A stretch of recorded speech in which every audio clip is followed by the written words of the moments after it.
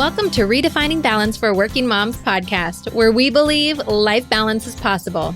Yes, even for you. You might just have to redefine what it looks like for yourself. I'm your host, fellow working mom, and founder of Your Life Rocks, Jenny Stemmerman. Each week, I'll bring you practical, real-life tips to help you focus on the things that matter most in life and be the best version of yourself in every area that God has called you to. Ready to redefine what balance looks like for you and your life? Let's go. Hey there, welcome to the show. I wanted to thank you so much for taking time to tune into this podcast. Look, I know that there are so many other things that you could be doing with your time, and I'm just so glad that you're here. If you're new to the show, I'm Jenny. I'm a fellow working mom just like you, and also the founder of Your Life Rocks. Your Life Rocks is an online resource for working Christian moms. And I hope that you download our app. I hope you subscribe to this podcast because Your Life Rocks. It's all for you. We do this all for you as a working mom. Both on the podcast and on the resource, you're going to find tips and inspiration to live your very best life as a working mom, all the while keeping your faith at the center of it all. That is what we're all about. Now, today on the podcast, I'm going to get a little bit personal, but while I get personal, there's a lot in here for you to be able to apply to your life. And the reason why I wanted to share what I'm going through with all of you, one, is because, well, that's just what we do here. We're very transparent. But I also know that this is something that you might be going through as well. And if you're not going through it right now, you probably have in the past, and you probably will in the future because, this isn't my first rodeo. This is something that I have dealt with in the past as well.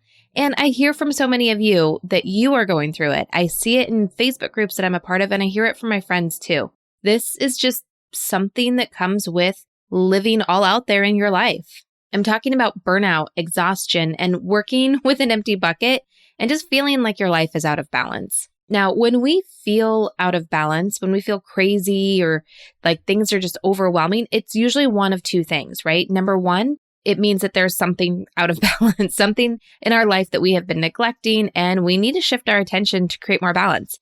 When we think about things like guilt or, just kind of that nagging feeling that something is not getting the attention it needs, probably because it's not getting the attention that it needs. And we can think about that as a negative thing, but I think about it as a positive thing.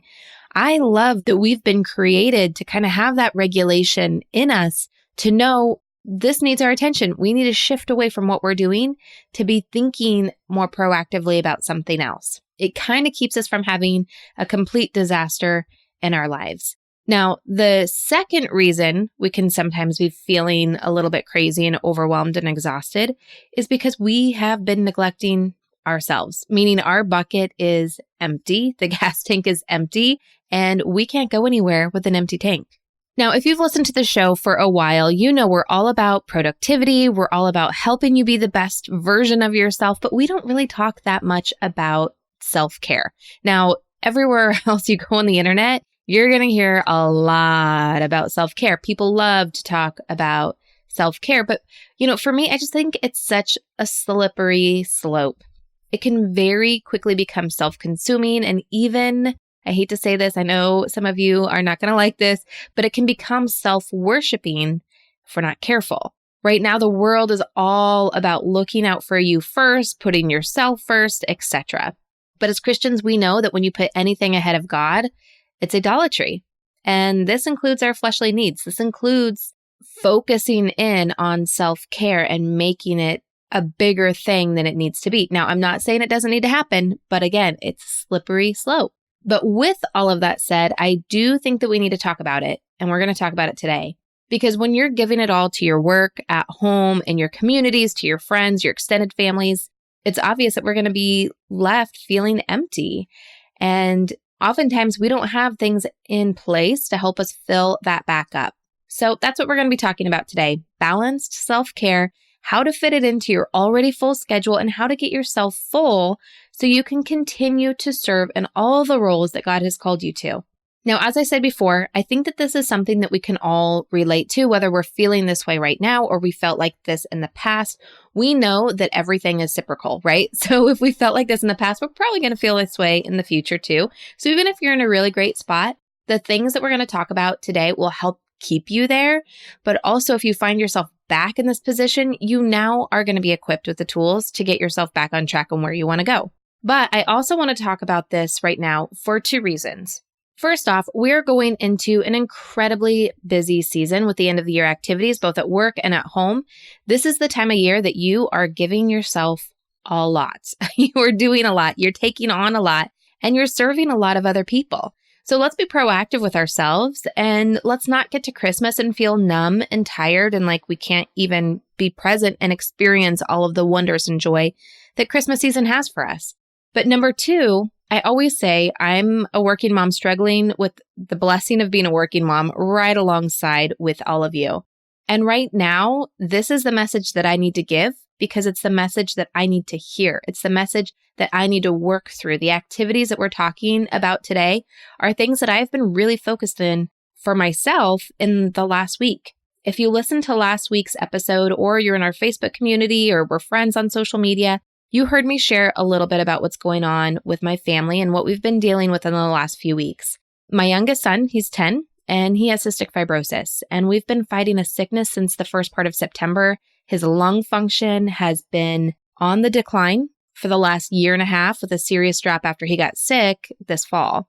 And for those of you that don't know anything about cystic fibrosis, it is a life-shortening genetic disease that kind of attacks your respiratory system, your digestive system. It's no fun. It's really not, it's a hard thing. It's a hard thing to be dealing with, but we've been pretty blessed in his life. You know, I would like to think with great health, but things have just been changing in the last year for us, and it's scary and it's hard to deal with.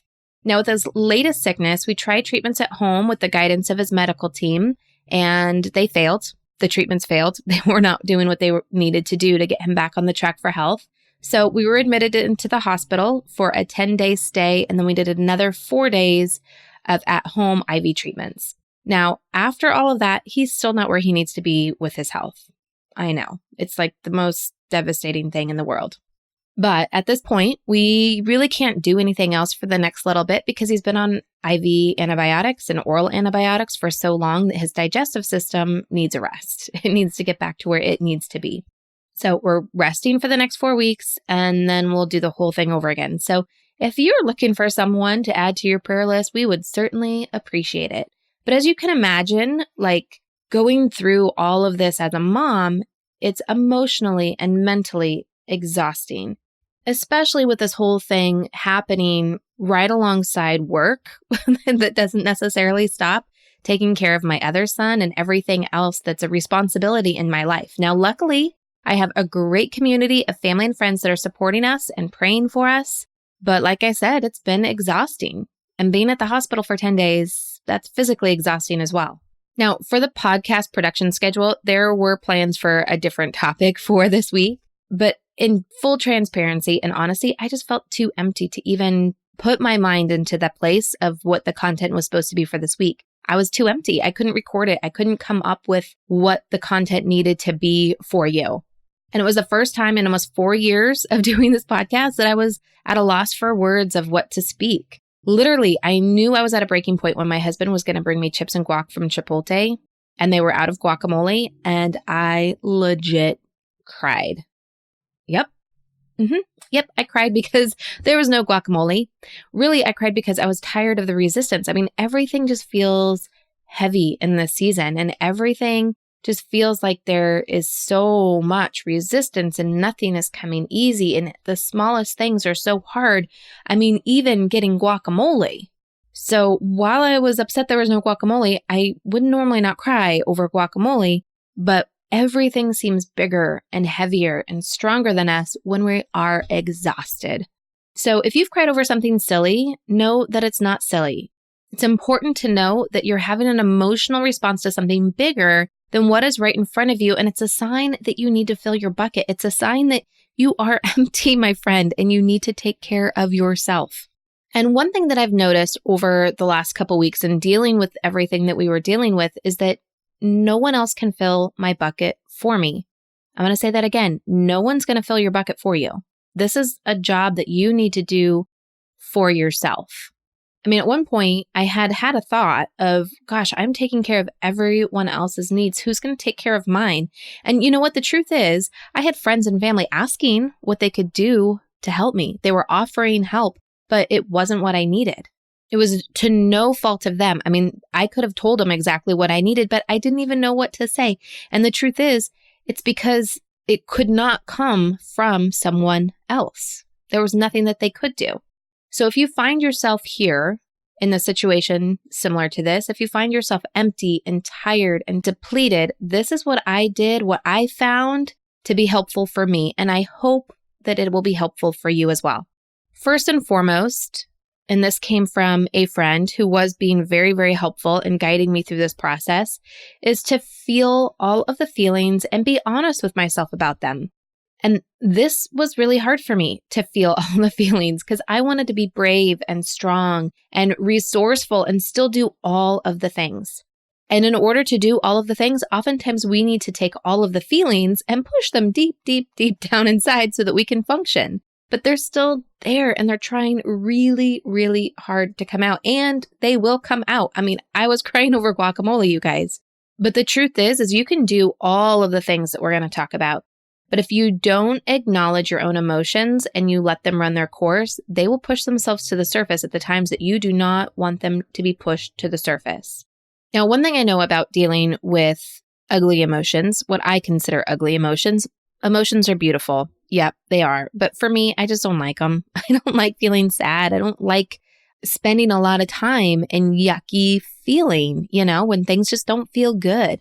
But it's also necessary to process them. And so I know that for me, what works well is something that I learned a long time ago. It was in a book, and I can't remember the name of the book. I will have to figure it out and I will put it in the show notes. But essentially, it is having what's called hippo time, allowing yourself time to just lay in the mud.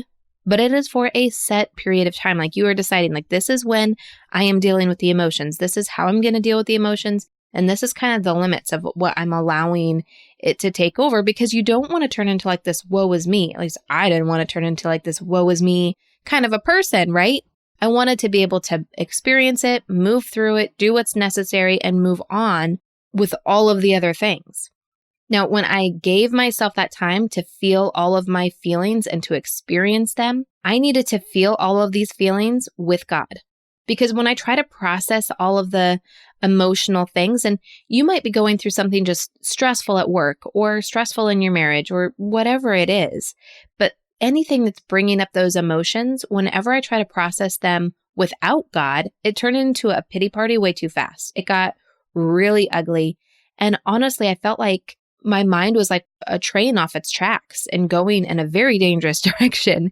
And so I really needed to be partnering with God as I was feeling all these feelings, because also with Him, I found comfort. I found the right kind of permission to work through them, and working through them through the lens of truth and not through the lens of lies. Because when you are dealing with your emotions and lies start to creep in, oh man, that is a dangerous, ugly, hurtful place to be. So when you're dealing with your emotions, I highly encourage that you do them in prayer, that you invite God into that entire process, because He is so gentle and He will keep you alignment with truth while you are processing all of the feelings that you're feeling. All right, so that's number one, deal with your feelings. Number two, take care of your physical body. And y'all, this one was hard for me, man. This one was really, really hard, but you need to sleep. You need to rest. You need to go easy on yourself. And this is how I kind of think about self-care overall, but especially when it comes to taking care of our physical bodies in times of high stress. I want you to think about how you would take care of a toddler. Now, I'm not saying that you are a toddler, but if you think about how you take care of a toddler, it makes sense. You keep them with a consistent bedtime. You give them a nap when they need it. You make sure they are bathed, they get dressed, they eat healthy, they do something creative, not too much screen time. You take them to a place where they can run and play and get their energy out when they have too much energy. Because when they get the energy out, they can function and focus and do all of the things so much better, including sleep. Now, as adults, we're not that different. I mean, obviously we are, but really, when we're thinking about how we take care of ourselves, think about how you take care of a child. And make those things happen. When we find ourselves depleted, we need to start taking ourselves with the most basic of those needs. It's easy to eat what is convenient or for me to eat out of stress, but you have to fight the urge, make healthy choices and limit sugar, take your vitamins, because when you do these things, they contribute to you being able to handle everything so much better. All right, so once you've taken care of your emotions, you've taken care of your physical self, then you want to test and try things that will fill your bucket. Because here's the thing, I wish I could say, girl, this is what you need to do and it will fill your bucket. But we are all so very different.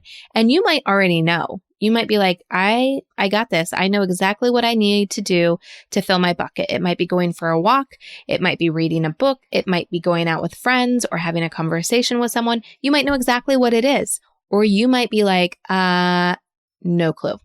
I have no idea what will fill my bucket. And if that's the case for you, then you need to try some things out. And when you find something that works for you, that makes you feel better, then you need to double down on that thing. But you just need to try things for a short little stint and see what works for you. It might be spending time with special people, working out, reading, going on a walk, doing something creative, or something else completely entirely. Now, for me, I'm a total introvert. And so I thought I just needed some alone time because, when you're in the hospital for 10 days, there's zero alone time. I was always either with my son or there was a medical professional in the room or whatever. There was always people around. There was no alone time. So I thought that's what I needed. So I scheduled a few hours of it. And you know what? It didn't help. It didn't help at all. So I had to try something different. And I went on a date night with my husband to reconnect with him because there's just so much going on. And that helped fill my bucket more than the alone time.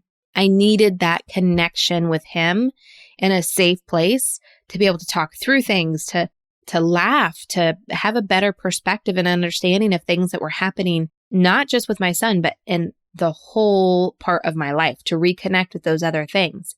The other thing that really filled my bucket, to where I could actually do this podcast today, was deep cleaning my house. I know it sounds crazy, but the combination of the physical activity with getting stuff done and feeling productive really, really helped me out big time. So if you can't find anything, try deep cleaning your house. If it doesn't work, at least your house is clean. So, there's that. There's an added benefit. Now, the last thing that I did that really helped me was really the last thing I wanted to do. I have to say, it was not something that was like, oh, I'm going to go and do this and it will help me feel better. No, it happened kind of by accident. But after it did, and I reflected back on it when I was getting ready for this podcast and putting everything together for you, I was like, oh, it totally makes sense that this worked. And that's that I was listening to other people, being there for them. And it wasn't that I needed to do anything for them because I couldn't. I mean, I was at a place where I could not serve other people, but I could listen to them, not talking about me, not talking about anything else, but just being there for someone else, simply listening. Because look, everyone is going through their own stuff. And when we start to see that, it can change our perspective and take us out of the pit that we might find ourselves in. And this is one of the biggest reasons that when we talk about the 3 pillars of balance, community is one of them. If you've not heard me talk about this before, the 3 pillars are: number 1, putting God first in your life, and everything goes through the filter of Jesus. When we put Him first and seek first the kingdom of God, everything else will be given to us. That is the founding verse for Your Life Rocks, Matthew 6:33. And it is the truth of life, my friends. When we seek Him first, everything else is taken care of. It just is. Number 2 is building a community. And number 3 is setting up the systems and habits that promote your definition of what balance looks like for you. And community is huge. When I went on that date night with my husband and hearing him talk about his thoughts and his emotions around our son being sick, all of the stuff that he was facing with work, it was huge for me just to be able to listen and get perspective and to take the focus off of my own emotions and my own thought process with everything that was going on. So I was talking with one of my employees that needed advice and mentorship with a situation. And I also talked to my best friend that she was dealing with a lot of stuff going on with her family. And just listening to her talk about her stuff took me away from being so close to all of the stuff that was going on with me. Again, I didn't do anything. I was too empty to do anything. There was nothing I could do. I couldn't give advice. I couldn't serve. I couldn't do anything. Truly. It was just me listening to them and taking the focus off of me. Now, it was just going to be those 4 things, but I actually have one more thing, so we'll make it 5. Now, going through this and slowly filling my bucket, it has me thinking of the things that I need to adjust going forward. Now, I almost said change going forward, but I caught myself and changed it to adjust, because change just feels like too much work. And I'm all about the simple right now. You guys, coming out of this and moving things forward, I'm all about the simple, all about the easy. And feeling like I need to change everything is too difficult. But there are some adjustments that I need to make to my SOPs, my standard operating practices, to my habits to keep my bucket full so that I won't end up so very empty again. It's hard to come back from empty. It hurts to come back from empty because you feel all of the feelings. Everything is raw when you're coming back from empty. It takes time and it takes grace. But there are things that I see when I'm looking at this that I can adjust. I can make a little bit different in the things that I do each week, the things I do each month, to make sure that as my bucket starts to go empty, I can see that and turn it around and start to fill it back up so we don't end up on empty again. Now, for our Life Balance members, I'm going to be diving into this on our exclusive member-only podcast this month. So we're going to be talking about those things that we can do monthly and weekly and really look at our SOPs and see what is serving us to create more balance versus what is maybe taking from us to ultimately reach those goals that we want to reach. So if you are a Life Balance member, you can find our exclusive member-only podcast in the courses section of the Your Life Rocks app. And if you want more information on how to become a member, we would love to have you. You can go to lifebalancemembership.com. Now, I hope that these 5 things help give you some direction if you find yourself getting your bucket empty, or like me, you find yourself at the bottom of your bucket. Even though, this whole process, it's not something fun to experience, it has brought me to a deeper understanding of the grace offered by the Spirit of God. His presence in this entire situation was felt even when it was not seen. I mean, I was looking for it. I could not always see it, but I could always feel it.